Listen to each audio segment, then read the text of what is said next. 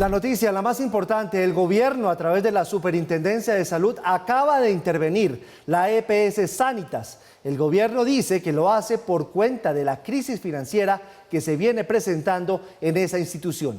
Lo que le vamos a mostrar a continuación es la declaración tanto del ministro de Salud como del superintendente, anunciando las razones que llevaron al gobierno Petro a tener esta primera intervención en una EPS. La Superintendencia Nacional de Salud el día de hoy ha tomado la decisión de tomar la posesión de los bienes, saberes y negocios de la EPS Sanitas. Esta decisión se basa en múltiples razones analizadas al interior del Comité de Medidas de la Superintendencia. Dentro de ellas es importante destacar que la EPS no cumplía con los requisitos de habilitación financiera, principalmente frente al patrimonio adecuado y frente a las reservas técnicas de las que tanto se ha hablado. Además, es la EPS que ha liderado un gran número de PQRs que han venido aumentando, lo que significa que las personas afiliadas a esta EPS no encontraban una adecuada satisfacción a sus derechos al interior de la misma. Un tercer elemento que es importante mencionar es que las deudas que tenía esta EPS con los hospitales, clínicas, con todos los prestadores de servicios de salud venían incrementando y para el año pasado, para diciembre, cerraron por encima de los 2 billones de pesos, lo que claramente afecta a la prestación de servicios de salud. Es importante dejar claro que esta decisión no afecta para nada a los afiliados de la EPS, que van a continuar afiliados a esta EPS, que en ningún momento se va a dejar de prestar los servicios de salud y que los usuarios y los prestadores van a poder tener la garantía de que su funcionamiento va a continuar de una manera adecuada. Que esta decisión implica que se ha removido el día de hoy, se ha alejado de su cargo al representante legal, a la Junta Directiva y a la Asamblea de Accionistas de esta EPS. Se ha designado también un agente interventor que, entre otras cosas, es importante destacar que ha tenido intervenciones previas de manera exitosa y que viene de recuperación de hospitales públicos que hoy prestan un servicio de calidad a la población y que ese es el objetivo que tiene la Superintendencia Nacional de Salud con esta intervención. Tomar medidas adecuadas y oportunas para evitar que el colapso financiero al que iba la EPS afecte la prestación de servicios de salud para todas las personas. No afecta para nada a las personas que hacen parte de la prepagada. La medida se toma a partir del día de hoy, que ya se hizo la toma de posesión y de bienes de la entidad y ya se designó al agente interventor. Y además, pues es importante decir que este proceso se realizará con una vigilancia estricta y un acompañamiento por parte de la Superintendencia, que además por primera vez da una medida adicional a nombrar un agente interventor. Y es utilizar una herramienta que nos da el Estatuto Orgánico Financiero, que nos permite la creación de una junta asesora para este agente interventor, donde están representados los 5 principales acreedores y que nos va a permitir hacer una comunicación entre las aseguradoras y los prestadores de servicios de salud, todo con el ánimo de proteger el derecho fundamental a la salud de todas las personas. Muchas gracias. Ya no existe ni la junta directiva, tampoco está el representante legal, ni tampoco la gerencia de Sanitas. Todos fueron removidos hoy por orden del gobierno que intervino Sanitas. Sanitas tiene por lo menos 6 millones de afiliados, no es un asunto menor. El ministro de Salud garantiza la prestación del servicio. El gobierno y el Ministerio de Salud quiere transmitirle a todos los ciudadanos acerca de más de 5 millones de personas que hoy están afiliadas a la EPS Sanitas, que pueden estar tranquilos. La intervención tiene como fin, como lo explicó el superintendente, de corregir ciertas situaciones que son menester atender lo más pronto posible, especialmente para beneficio de cada uno de los más de 5 millones de mujeres, hombres, adultos mayores, adolescentes y niños que están afiliados a esta nueva EPS. Por tal razón, nuestro mensaje hoy es de tranquilidad. Aquí los servicios, tanto de la EPS como la prepagada, se van a continuar prestando sin ningún inconveniente.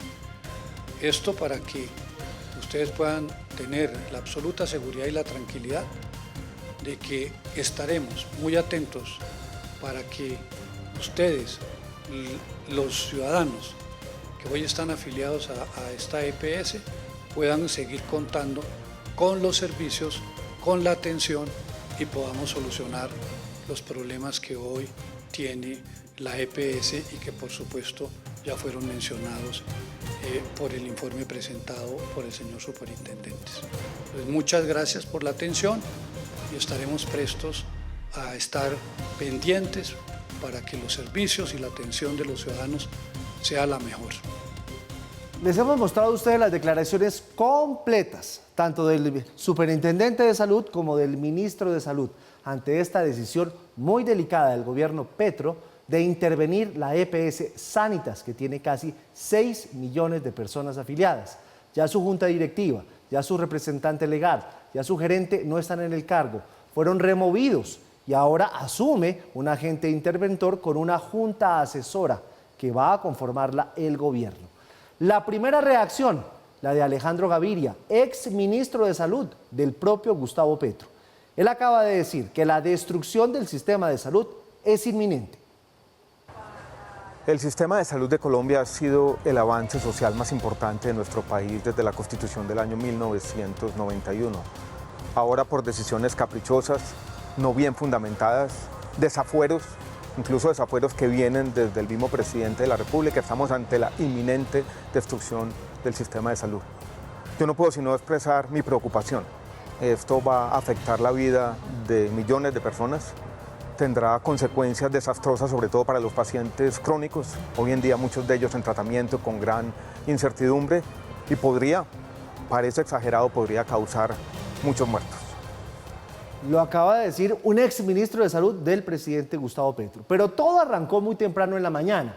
A las 7 de la mañana, otra ex ministra de Salud de Gustavo Petro, Carolina Corcho, citó una rueda de prensa y ahí empezó a hablar de lo que iba a pasar en el día, si es que no se llegaba a algún acuerdo con los congresistas para tramitar la reforma a la salud. ¿Qué fue lo que dijo Carolina Corcho, Paula? Pues mire, ella habló de lo que ella denominó, son muchas inconsistencias, irregularidades, incluso habló de desfalcos y de malos manejos. 13 billones de pesos fue lo que denunció, serían los dineros que están perdidos, dineros públicos, dice la exministra Corcho, que tienen que ver con el sistema de salud. Habló específicamente de Nueva EPS y también de Sanitas como las empresas que más dinero tienen perdido, dice ella que no aparece. En el informe presentado por la exministra Corcho pone varios ejemplos. El primero y el más preocupante para ella son los estados financieros de la nueva EPS, entidad de salud mixta, mitad del Estado y mitad pública, que para Corcho llama la atención el déficit de más de 6 billones de pesos en la entidad y la entrega de 3.4 billones de pesos en anticipos sin facturación, así como observa irregularidades en la entrega de dinero a más de 500 uniones temporales. No es posible que se plantee que necesitamos más plata cuando la nueva EPS tiene que aclarar estas uniones temporales. Y cuando la nueva EPS tiene que aclarar todos estos anticipos de 3.4 billones. Y cuando los estados financieros muestran que aún así tienen más ingresos que salida, luego no estamos de acuerdo y no tiene ningún sustento eso. Y allí, y lo anunció el propio presidente de la nueva EPS, hay que hacer una auditoría forense, por supuesto. Y nosotros proponemos que sea una organización internacional, seria, para que pueda haber total ecuanimidad, porque aquí ha habido intervención de la clase política en Colombia. Según Corcho, la información recolectada en el informe es con base a la información suministrada por la Supersalud y el Ministerio de Salud. Así las cosas, en este cuadro se detalla el presunto déficit del dinero de cada EPS. En el informe se hablan de 8 EPS. La nueva EPS con un monto de más de 6 billones de pesos, Sanitas por más de 3 billones de pesos, Compensar más de 900 millones de pesos, Salud Total más de 800 millones de pesos. También se menciona Famisanar, Sura, Asmed Salud y Mutual Ser, EPS que suman un déficit de más de 13 billones de pesos. En la lista, la exministra señala presuntas maniobras financieras de la EPS Sanitas. Sanitas en diciembre hizo una maniobra contable en sus estados financieros para reducir las provisiones de reservas, entonces reducir lo que tenían que invertir, y eso podría variar las cifras. Observamos que nunca en los estados financieros de Sanitas había esta maniobra. Estamos investigando para aclarar qué fue lo que pasó ahí, porque eso podría generar un cambio en las cifras Sanitas y también ahí podría haber otras dos que también hicieron esa misma maniobra financiera. Tras el anuncio, el presidente Gustavo Petro apoyó la información suministrada por la exministra Corcho y trinó en su cuenta de X. Hemos encontrado en la nueva EPS una falsa contabilidad. 6 billones de pesos entregados por el gobierno para atención de salud de sus afiliados no fueron usados en esos propósitos. Los participantes de la rueda de prensa, entre los que está el presidente de la CUT, la presidenta de la Federación Médica Colombiana, anunciaron una marcha para apoyar la reforma a la salud el próximo martes 9 de abril. Red Más Noticias consultó a SEMI, quien no quiso pronunciarse frente a este tema. Y es que este asunto de la salud hoy ha sido toda una novela. El gobierno trató de convencer, seducir, póngale usted el adjetivo, a los 9 congresistas de la Comisión Séptima que están decididos a archivar la reforma a la salud. Los citaron en el Congreso, sacaron a los periodistas, pero la historia le dio un giro dramático al gobierno porque los congresistas se reafirmaron en su decisión de archivar la reforma. Incluso apelaron al estatuto de la oposición para convocar para mañana miércoles 3 de abril la votación y de una vez por todas archivar la reforma a la salud propuesta por Petro.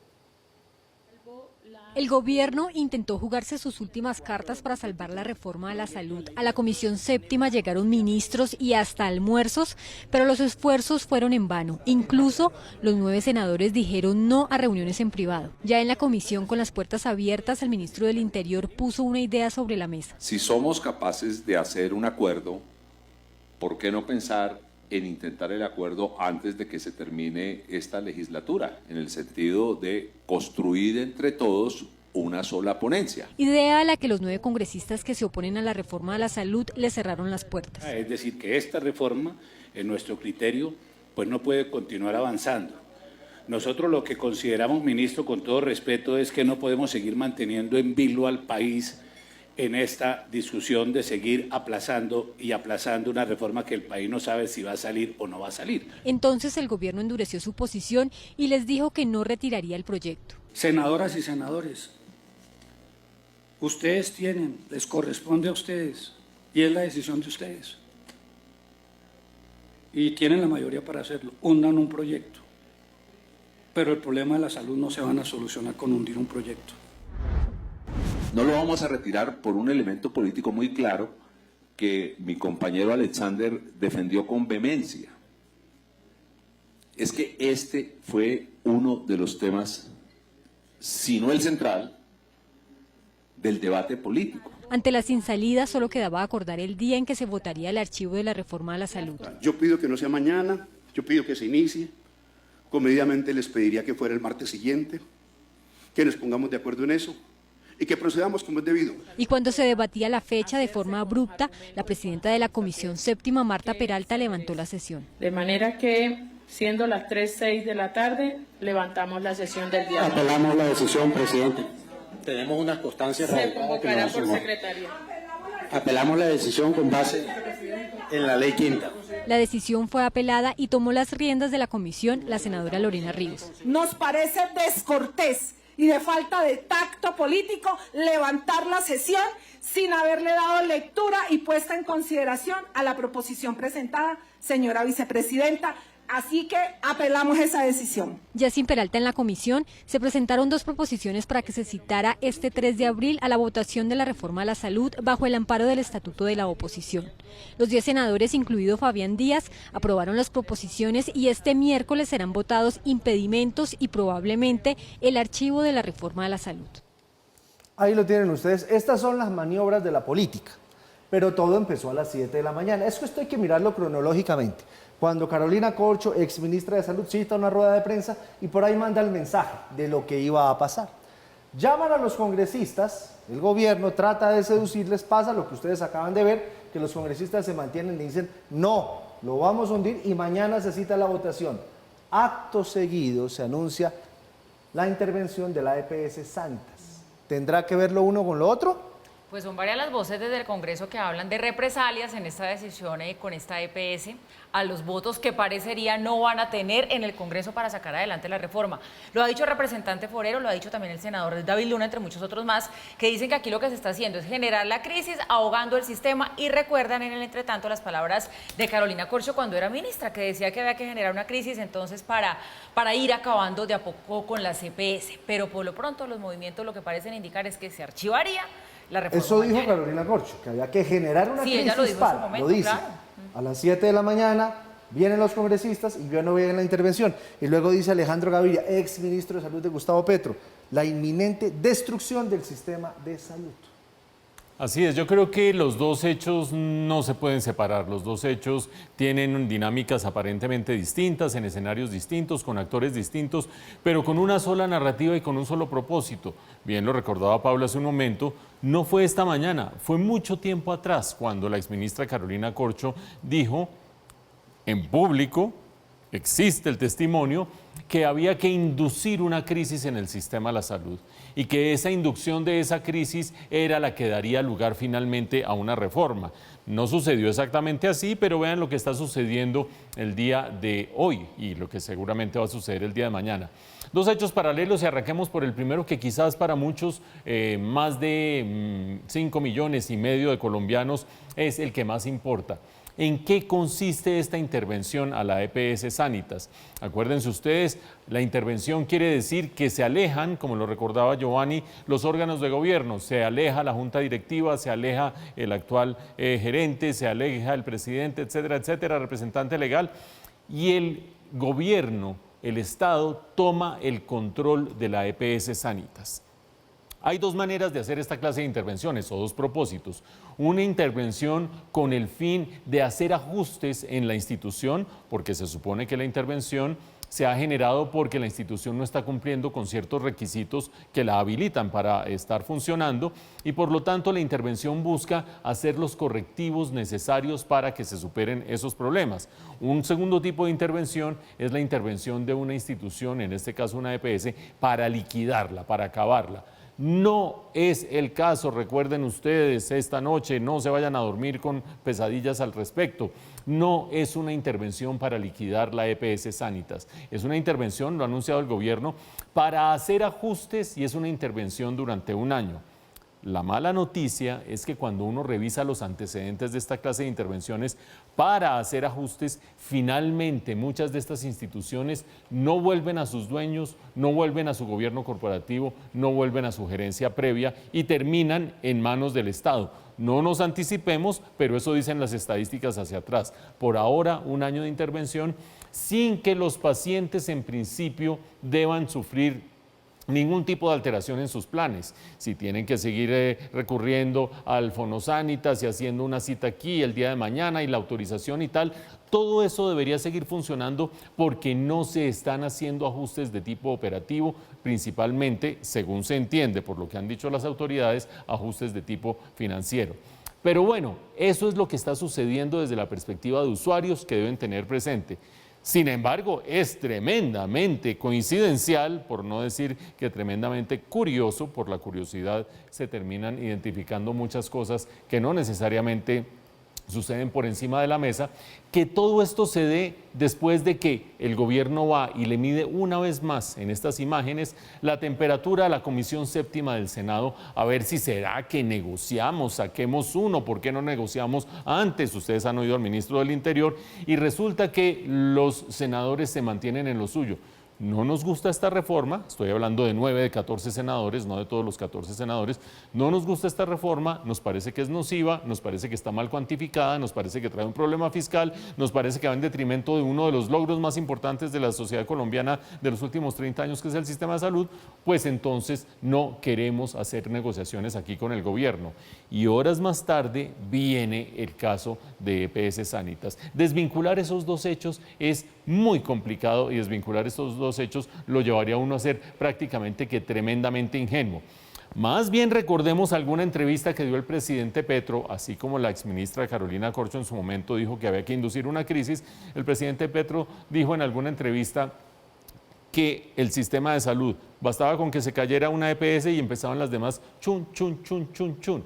Yo no sé si ese sea el propósito del gobierno, entre otras cosas porque el gobierno tiene en sus manos una llave clave que es la que ha inducido la crisis financiera de algunas EPS. ¿Por qué? Lo hemos dicho en este noticiero, porque les debe todavía plata de los presupuestos máximos, que es lo que cubre lo que no está en el Plan Básico de Salud. Les debe todavía plata. Número 2, porque no ha ajustado la unidad de pago por capitación, lo que paga el Plan Básico de Salud de acuerdo al costo del Plan Básico de Salud. Costos por un lado, costos por otro, y además de eso, después de la pandemia se dio una simetría en la distribución de los pacientes. Los pacientes más complicados se fueron a las mejores EPS y las complicaron más, y los menos complicados se quedaron en las otras EPS. Eso quiere decir que no sería curiosidad, no sería coincidencial que el gobierno hubiera apretado estas tuercas para inducir una crisis que lo llevara a hacer la intervención y se diera lo que está sucediendo hoy. O me pasan la reforma o empiezo a las malas, como diría Nicolás Maduro al otro lado de la frontera, a las buenas o a las malas,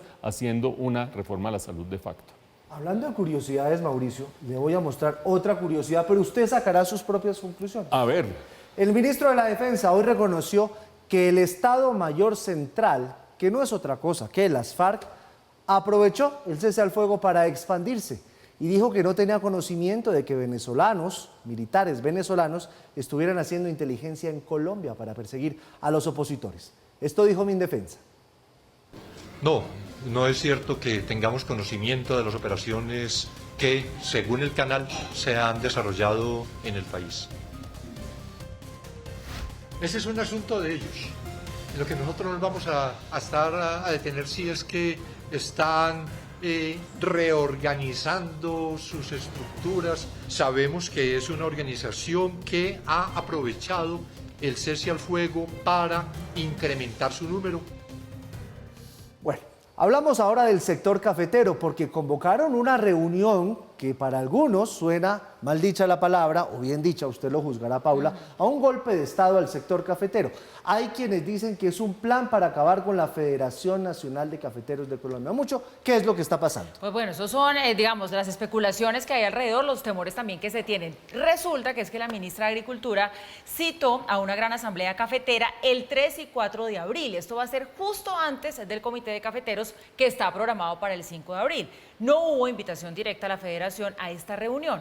Por eso los temores de división que se puedan estar gestando en el sector. El Ministerio de Agricultura convocó para los días 3 y 4 de abril a la Gran Asamblea Cafetera, a varios grupos de asociaciones y cooperativas de productores, pero no a la Federación de Cafeteros. De hecho, la convocatoria fue abierta y se hizo a las personas jurídicas que quisieran asistir. Por eso algunas organizaciones simplemente decidieron no ir y otras van a estar presentes. La cita tendrá lugar en la sede de la Gobernación de Cundinamarca en Bogotá y contará con la asistencia del presidente Gustavo Petro y la ministra Jennifer Mojica. El gobierno ha insistido en que hay que construir las bases de un gran acuerdo en medio de los bajos precios del grano y busca una relación directa con las cooperativas y otras asociaciones, lo que se ve por parte de algunos como la intención de crear otro gremio. Hemos venido diseñando distintas herramientas de política pública, revisando los temas del Fondo de Estabilización, los temas de la renovación cafetera, los temas también de lo que es el fomento a través del subsidio de crédito que permita hacer también mejoras y reactivaciones, cuáles son las prioridades de política pública que debemos abordar en el gran encuentro, la Asamblea Cafetera Nacional que hemos convocado para 3 y 4 de abril, donde esperamos que todas las asociaciones y cooperativas del país cafetero puedan acudir con nosotros a Bogotá a diseñar esas rutas claras y que no se nos queden por fuera las apuestas estratégicas que todos tenemos. Un día después de que termine ese encuentro está programado el Comité de Cafeteros, el 5 de abril, donde el gerente de la Federación va a insistir en la reactivación del Fondo de Estabilización de Precios, que cuenta con recursos de algo más de 300.000 millones de pesos, que se obtienen de lo que dejó el gobierno anterior y de la contribución cafetera. Nosotros hemos tomado la decisión de no asistir a la misma porque tenemos la plena convicción de que va a ser muy difícil tramitar todos los puntos que el gobierno nacional ha propuesto. Nosotros, que somos una organización independiente del gobierno, los partidos y cualquier centro de poder extranjero, no vamos a quedar comprometidos de ninguna manera con la propuesta del gobierno de un acuerdo y una hoja de ruta que salgan de esa asamblea. La Sociedad de Agricultores de Colombia cree que en lugar de hablar de divisiones, el gobierno debe apoyarse en la legitimidad, representatividad institucional y la capacidad que tiene la federación para seguir fortaleciendo al sector y buscar soluciones a sus problemas. El gobierno lo que debe proteger es el libre derecho a la asociación y la posibilidad de que las personas se agrupen como les parezca y trabajar con la institucionalidad independientemente con quién hable. Pero si quiere hacer un trabajo que realmente tenga sentido por el sector caficultor, pues apóyese en una institución que tiene 96 años de fundada, que tiene más de 336.000 caficultores cedulados y que tiene conocimiento de décadas de las problemáticas, pero también de las propuestas para resolver esas inquietudes que tienen hoy nuestros caficultores. Hasta ahora la política cafetera se maneja de manera concertada entre el gobierno y la federación, pero desde que llegó el presidente Petro al Palacio de Nariño ha pretendido tener una mayor incidencia sobre el gremio cafetero. Fue él quien impulsó la salida del anterior gerente Roberto Vélez. Pretendía que una persona más cercana a él quedara al frente de la federación, pero los productores votaron por alguien diferente, Germán Bahamón, quien ha insistido en trabajar con el gobierno para solucionar los problemas de los cafeteros. Alberto Jaramillo, director del Comité de Cafeteros de Antioquia, dijo a los medios que el gobierno pretende crear un gremio cafetero, y el exministro Juan Camilo Restrepo publicó en su cuenta de X que el objetivo es montar un evento paralelo de bases cafeteras para tratar de restarle legitimidad y representatividad a la federación, la verdadera organización que representa a los productores. Pintemos el bosque. En Colombia hay 550.000 familias cafeteras, ustedes lo veían en el último texto. 500.000 de familias cafeteras, eso quiere decir más o menos 2 millones de colombianos que dependen del café, y del café depende no solamente esas familias, sino que dependen una buena parte de las divisas por motivo de exportación de este sector, pero además ha tenido en el pasado un inmenso desarrollo para la zona cafetera o las zonas cafeteras que se han ido expandiendo en salud, en infraestructura, en escuelas, en apoyos técnicos, etcétera, etcétera.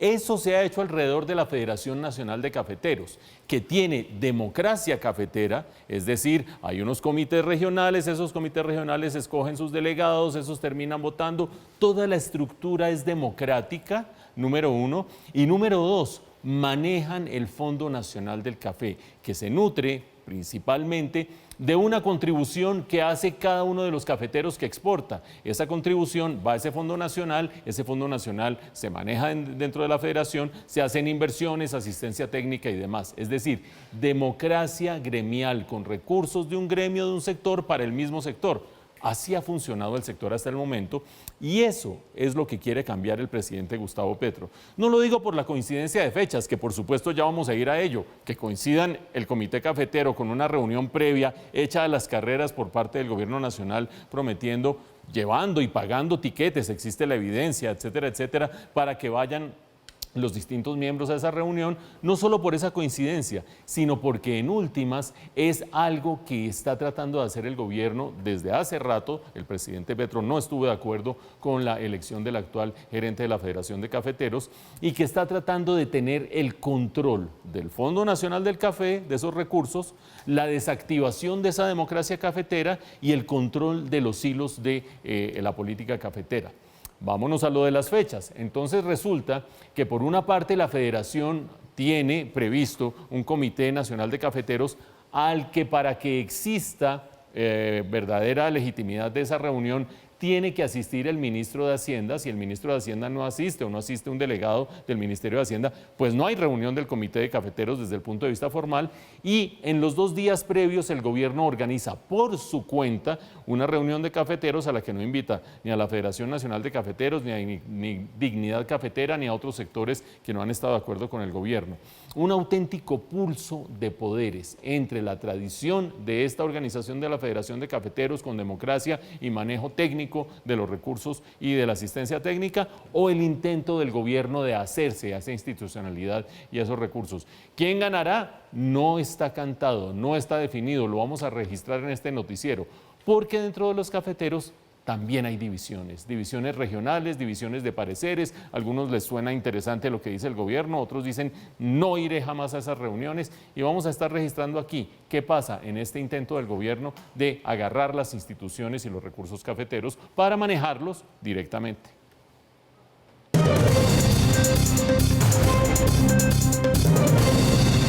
Empiezan las reacciones por la intervención del gobierno, la EPS Sanitas. Mucha atención, que la que les vamos a mostrar a continuación es la de otro exministro del gobierno Petro, de José Antonio Campo, quien fuera su ministro de Hacienda. Y acaba de decir lo siguiente en su cuenta en X. Mauricio Paula dice: la respuesta al fracaso de la reforma a la salud que el gobierno fue incapaz de concertar no es apoderarse del sistema, primero de la nueva EPS y ahora de Sanitas. El gobierno es incapaz de manejar el sistema. Se necesita un acuerdo con los agentes de las principales EPS para evitar la crisis total del sistema que sufriremos todos los colombianos. Mire, aquí hay dos palabras que me llaman mucho la atención. Lo dice José Antonio Campo y lo dijo también Alejandro Gaviria. Crisis total del sistema. Crisis total del sistema. Es lo que están diciendo dos exministros del gobierno del presidente Gustavo Petro. Y oigo en sus reacciones. Esta frase: el gobierno es incapaz de manejar el sistema. Lo que sí, dice pero fíjese la palabra que está diciendo José Antonio Campo. Por tomarse las EPS, crisis total del sistema. La misma palabra la utilizó Alejandro Gaviria. Crisis inminente del sistema. Esta noticia que estamos registrando hoy de esta intervención de la EPS es sumamente delicada. Mañana seguramente van a hundir la reforma a la salud y la cosa se está agrietando peor. Claro, porque es que el exministro José Antonio Campo, también en su breve pero muy contundente mensaje, dice: el gobierno es incapaz de administrar estas instituciones. Es decir, que lo que minutos antes veíamos de parte del superintendente de salud, cuando decía esto lo va a manejar un interventor profesional que sabe cómo hacer las cosas, etcétera, etcétera, y que ha mostrado hacer las cosas bien, a eso es a lo que le arroja un manto de duda el exministro José Antonio Campo cuando dice: el gobierno es incapaz de manejar una entidad de este estilo. Acuérdense ustedes, el gobierno se le está jugando a fondo y se le está jugando de manera, algunos dirían que excesivamente riesgosa. ¿Por qué? Porque si termina habiendo problemas para 5,5 millones de colombianos, si termina habiendo problemas en la Federación Nacional de Cafeteros para 2 millones de colombianos, si termina habiendo problemas de diversa índole, económicos, de salud, etcétera, etcétera, en todos estos intentos del gobierno de transformar la institucionalidad económica y social del país, todos esos colombianos se vuelcan en contra del gobierno. Y acuérdense que falta mucho rato para que se acabe el gobierno. Habrá que ver qué piensan esos 5,5 millones colombianos a medida que se vaya implementando esta intervención de parte del superintendente. Es que en las últimas 24 horas, Mauricio, tenemos a un ministro de Minas que niega la crisis energética. Así es. Porque la negó. Dijo: eso no está pasando, lo que dice XM no es cierto. Tenemos la pelea del presidente con la Federación de Cafeteros en cabeza de la ministra de Agricultura. Tenemos la intervención de las EPS, es decir, y tenemos al ministro de Defensa diciendo que el Estado Mayor Central de las FARC se aprovechó del cese al fuego para crecer y dispararse. Es decir, son temas muy delicados en menos de 24 horas. Claro, y sobre el tema de salud, la pregunta es que sigue, que Mauricio lo mencionaba ahora un poco cuando hablábamos de la situación de lo que acaba de pasar con Sanitas, y es: ¿qué va a hacer entonces el gobierno si le archivan ese proyecto mañana? ¿Va a insistir en implementar la reforma a la salud por decreto? Pues como lo ha dicho en muchas muchas ocasiones y como ya ha dado sus puntadas de implementar ciertas cosas que establece la reforma, pero que las empiezan a hacer, sí, por decreto, de facto. Sí, el gran problema que tiene ese dilema de si se implementa por decreto, se implementa a través del Congreso, es que en la medida en que el gobierno sea incapaz de manejar las EPS, le estalla una bomba encima, con estragos inmensos para los colombianos. Le estalla una bomba política con estragos sociales y de salud para los colombianos. 6 millones de personas, Mauricio. 6 millones. 6 millones. ¿Qué estará pensando alguien que está en Sanitas? Y agreguemos los de la nueva EPS, porque es que ya estamos hablando de nueva EPS por una parte y la EPS Sanitas por otra parte. Son las dos. Sí, señor. Cambiamos de tema. El presidente de la República cuestionó a su homólogo Nicolás Maduro por la inhabilidad de María Corina Machado. Dice que eso es un quiebre a la democracia. Durante la posesión de la magistrada del Consejo de Estado, Gloria Gómez, el presidente Gustavo Petro se refirió a la inhabilidad de María Corina Machado, calificando esta como una antidemocrática, y también comparó la situación del vecino país con Colombia. El derecho a elegir no es solo individual, es de la sociedad. Hoy está esta discusión muy bien argumentada en los hechos de Venezuela. A la señora María Corina y a otros previamente se les inhabilitó para participar de campañas electorales por autoridades administrativas. previamente. Problema, en Colombia pasa lo mismo. Aquí, como una especie de doble moral, atacamos lo que hacen allá, porque indudablemente es un golpe antidemocrático.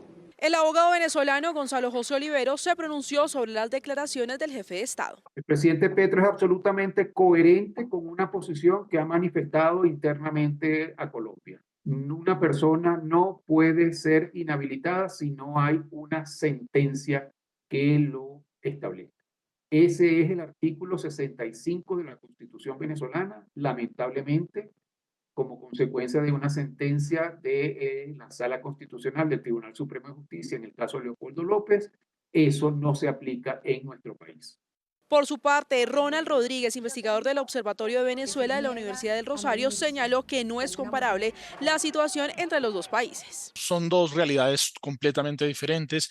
En el caso de Venezuela no podemos olvidar que estamos hablando de un régimen dictatorial que ha venido en una dinámica de degradación democrática y que particularmente en este proceso electoral de 2024 busca consolidar la lógica dictatorial. Hay que recordar que el gobierno nacional manifestó a través de la Cancillería su preocupación por las dificultades de la oposición venezolana para inscribir sus candidaturas para las elecciones presidenciales del próximo 28 de julio. Yo se les pregunto abiertamente, ¿es tardía la reacción? Porque la reacción debió haberse dado hace mucho tiempo atrás y muchos medios de comunicación le estábamos cuestionando al canciller Murillo que por qué se queda callado, que por qué no decía nada. La semana pasada yo estaba poniendo un trino y estaba diciendo, bueno, ¿y el canciller qué? ¿De dónde anda? ¿Por qué? Inmediatamente me llamaron de Cancillería y me dijeron, no, aquí está la reacción. Pero esta reacción del presidente, que es la reacción adecuada, debía haber sucedido por lo menos hace una semana antes. Pero mire que empieza a llegar y cada vez más de una forma como mucho más directa. Ahora, sí llama la atención que el presidente pues diga lo que dijo, que fue importante y resonó en el continente de la manera en la que lo hizo, pero que lo diga comparándolo con su caso, porque es que si el caso de Venezuela fuera parecido al caso colombiano, pues el presidente Petro no sería presidente. No tiene nada que ver. No tiene claro que tiene que ver, porque él está ver. hablando de cómo inhabilitan candidatos y mire que no, si eso pasara en Colombia, él no habría podido ser presidente, no habría podido presentarse en las elecciones, ser elegido por voto popular y hoy ser él está de presidente de la República, porque la CIDH puso una medida cautelar. Porque él sí estaba inhabilitado. Claro, pero en ese momento él no era candidato a la presidencia, fue por otro caso. No, a él lo inhabilitaron en su momento para que no fuera candidato a la presidencia. Y fue la CIDH la que puso una medida cautelar y por eso es que él es presidente de la República. Pero la inhabilitación no se dio en ese escenario. Entonces digamos que en Colombia, pues hombre, las leyes sí todavía funcionan y todavía hay democracia y él se pudo terminar presentando. Entonces volvemos al tema. Importante que cada vez el presidente se pronuncie más de frente sobre el asunto, pero pues la comparación no sé. Digamos tres cosas. En primer lugar, demasiado tarde la reacción del presidente Gustavo Petro. Ese comunicado que menciona Giovanni, que es el comunicado que sacó la Cancillería hace unos cuantos días, lo calificamos acá, bueno, el calificativo es lo de menos, lo analizamos como un comunicado bastante tibio. Manifestamos preocupación por lo que está sucediendo, porque qué dirá la comunidad internacional, y a pesar de ser tremendamente tibio ese comunicado, la Cancillería de Venezuela dijo, Colombia está haciendo una grosera injerencia en asuntos internos de Venezuela, empujado por los Estados Unidos, para acabar de rematar ese ánimo antiimperialista que gobierna ciertos comunicados de la patria vecina. Pues bien, eso que era tibio generó esa reacción y días más tarde el presidente Gustavo Petro le pone el nombre que le tiene que poner a lo que está sucediendo en Venezuela: golpe antidemocrático. Palabras del presidente Petro, golpe antidemocrático, lo acabamos de ver en su alocución, en su pequeña alocución. Eso es lo que efectivamente está sucediendo, porque a María Corina Machado la terminan inhabilitando desde el punto de vista de la aplicación de medidas administrativas. Acuérdense ustedes lo que decía nuestro analista, la posición que ha tenido el presidente Gustavo Petro desde que era alcalde de Bogotá y cuando fue suspendido e inhabilitado y castigado y sancionado por el entonces procurador Alejandro Ordóñez es: a un funcionario elegido popularmente no se lo puede inhabilitar y no se lo puede sacar de su cargo por decisiones administrativas de un procurador, de un tribunal no sé qué, de un sí sé cuánto, sino solo por decisiones judiciales por haber violado la ley. tanto que lo llevó a la Comisión Interamericana de Derechos Humanos, lo llevó al Sistema Interamericano de Derechos Humanos y le dieron la razón al presidente Gustavo Petro. Esa ha sido su doctrina. Pues bien, el presidente Petro hace bien al reconocer la misma doctrina hoy y decir, en el caso de María Corina Machado sucedió lo mismo. La inhabilitaron por unas medidas administrativas que después adquirieron tintes judiciales, pero inicialmente por medidas administrativas, y eso es un golpe antidemocrático. Después el presidente Petro, que ha dicho las cosas con todas sus palabras, y ante lo cual esperamos reacción del gobierno venezolano, porque no creo que se vayan a quedar callados, debilita un poco su argumento al decir, en Colombia tenemos doble moral, porque criticamos lo que sucede allá, pero no vemos lo que sucede acá, y seguramente se refiere a su propio caso cuando era alcalde, y a otros tantos casos, al mismo canciller Álvaro Leiva se refiere cuando habla de estos casos, por la suspensión que le hizo la Procuraduría, y por lo tanto, en todos estos frentes habrá que ver implicaciones políticas de las relaciones entre los dos países, y además de eso, implicaciones a la hora de ver si finalmente la oposición en Venezuela tiene, así sea una luz pequeña, de tener unas elecciones justas y libres. Lo dudo muchísimo. Porque Gustavo Petro es presidente en Colombia gracias a la CIDH. Si la CIDH no hubiese metido esa medida cautelar, el señor no sería presidente, porque estaría inhabilitado por la Procuraduría, mal inhabilitado. De años atrás. Muchos años atrás. Pero a mí, ¿sabe qué me preocupa? Algo más. Me preocupa cuando el presidente dice que el sistema electoral colombiano es peor que el venezolano. Claro, es que eso sí me preocupa. Que no lo dijo hoy, lo dijo hace unos cuantos días, pero siempre que termina criticando algo del sistema de Venezuela, lo que sucede en Venezuela y demás, dice, pero aquí estamos en peores condiciones. Esa ha sido la argumentación. Hace unos días cuando dijo, el sistema electoral de Venezuela tiene problemas, pero es peor el colombiano, y hoy cuando dice, aquí somos unos ciudadanos de doble moral, porque criticamos lo que pasa allá, pero no vemos lo que pasa acá. Entonces, como que siempre por un lado, como si en el 2026 lo que el resultado no fuera a ser legítimo, algo así. Pues sí, en últimas se está abonando el terreno para decir que si no hay ciertos ajustes, el sistema electoral colombiano tiene vicios secos. Como dice el refrán, mensaje a Santander para que entienda Bolívar, o es al revés, mensaje a Bolívar para que entienda Santander. Vamos con un último minuto.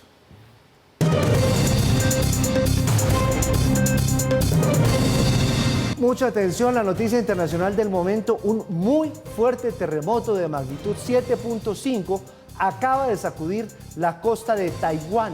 Hace unos pocos minutos se registró una muy fuerte réplica de 6.5. Mire, estas son imágenes, Paula, Mauricio, de un noticiero de televisión en Taiwán. Esto es lo que está pasando en este momento. Allá son las 8 de la mañana, hora local. Esta presentadora estaba dando las noticias y mire cómo se movió la tierra. Todavía no tenemos una cifra consolidada de personas muertas. La televisión tuvo que interrumpir las emisiones locales de noticias. Y estamos esperando, mire eso, Mauricio. Muy, pero muy fuerte. Estamos esperando el reporte de las víctimas, de las personas que hayan podido fallecer, de los daños que se hayan registrado en Taiwán. A esta hora se registran cortes de luz, de internet en varias partes de la isla. Además, y esto es lo más delicado, Mauricio, porque es una isla, hay alerta de tsunami en varias de las zonas sur del Japón. Varios edificios, miren las imágenes, colapsaron parcialmente, mientras que se registran fuertes deslizamientos de tierra en algunas ciudades. Vea, Paula. Tremendo. Esta es la información que está sucediendo a esta hora en Taiwán. Imágenes, pues, que nos acaban de llegar de medios colegas. Bueno, usted ha pensado ir a México, es uno de los destinos más lindos del mundo, no solo de América, del mundo, ir a México. Pero últimamente a los colombianos no nos está yendo bien cuando queremos viajar a México. Se han conocido, Paula, unos testimonios complicados, aburridos, de colombianos que han sufrido bastante para ir a México, que van de vacaciones y que los han deportado sin razón. ¿Qué es lo que está pasando? Volvieron las denuncias de colombianos que dicen que han sufrido maltratos tremendos cuando son inadmitidos al querer ingresar a México. Pues bueno, hablamos con 12 personas que vivieron esta situación. La verdad, ustedes ya los van a escuchar. Los testimonios son aterradores de las cosas que tuvieron que pasar cuando fueron inadmitidos. Es que me acuerdo y todavía se me paran los pelos del sentimiento, de la impotencia que uno siente. Ella es Sami Giraldo, una colombiana que le fue negada la entrada a México el pasado 23 de noviembre y que, según relata, fue sometida a tratos inhumanos por parte de las autoridades migratorias de ese país. Sami viajó a México con su esposo, su hija menor de 1 año y medio y su otra hija de 13 años, quien iba a participar en una competencia de boxeo tailandés, deporte por el que representa a Colombia desde hace varios años. Sin embargo, según las autoridades migratorias mexicanas, sus pasaportes eran falsos. Yo falsos, eso no puede estar falso. Empecemos ¿por qué? Porque nosotros estuvimos en Europa, en Asia, estuvimos el año antepasado aquí en México, estuvimos en Guatemala y hemos viajado con esos pasaportes. Que sí, que son falsos, ustedes son unos putos colombianos, que siempre empiezan a tratar mal.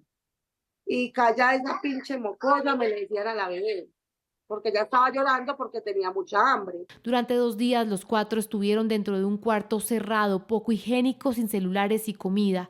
Su bebé fue una de las más afectadas. Mi hija llegó, mis hijas llegaron, yo llegué con piojos, llegamos la niña con garrapatas, literal, con un grado de desnutrición por la falta de alimentos, uno llorando. Yo le decía, por favor, denme leche, no me den nada a mí. O déjenme sacar la leche de la maleta, yo ahí tengo un tarro con leche, déjenme sacarlo. O yo les doy plata y cómprenme algo, pero por favor, es una bebé, no les importa. Sami aseguró que mientras los hacían caminar por todo el aeropuerto, las mujeres eran víctimas de acoso sexual por parte de funcionarios de migración. El policía pasaba y decía, qué rico chingarme una puta colombiana. Y yo veía a mi hija y no teníamos ni siquiera cómo ponerle nada. Yo le dije, hija, póngase el buzo. Ella me decía, no, es que mi hermana tiene frío. Y yo, póngase el buzo. Que si no me toca, hacerme matar de este hijo. Tantas le dije. Esta no es una situación nueva. Solamente en 2022, 32.000 colombianos fueron inadmitidos en aeropuertos de México. Este también fue el caso de Isabel Montaño, quien asegura se dedica a viajar desde hace 10 años y ya tenía 5 entradas a México y al menos 49 sellos en su pasaporte. Sin embargo, le negaron la entrada sin ninguna justificación.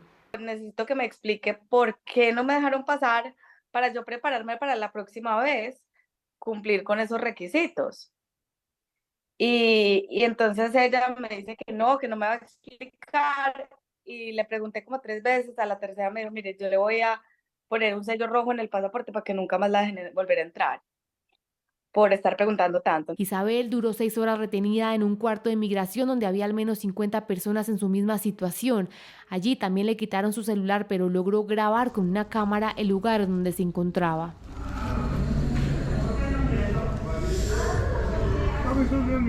Desde la Embajada de Colombia en México aseguraron que ya han creado canales de trabajo con autoridades federales y de migración, organizaciones de derechos humanos y el sector privado para evitar estos abusos. Y es que los malos tratos a personas colombianas son inaceptables e injustificables, y que por supuesto debemos avanzar en erradicar estas prácticas violatorias de las dignidades y los derechos de las personas colombianas en los diferentes aeropuertos de los Estados Unidos mexicanos. Sin embargo, tal y como lo relata Sami, estos sucesos serán difíciles de olvidar. El infierno es poquito. O sea, yo me imagino que si el infierno existe es algo parecido a eso.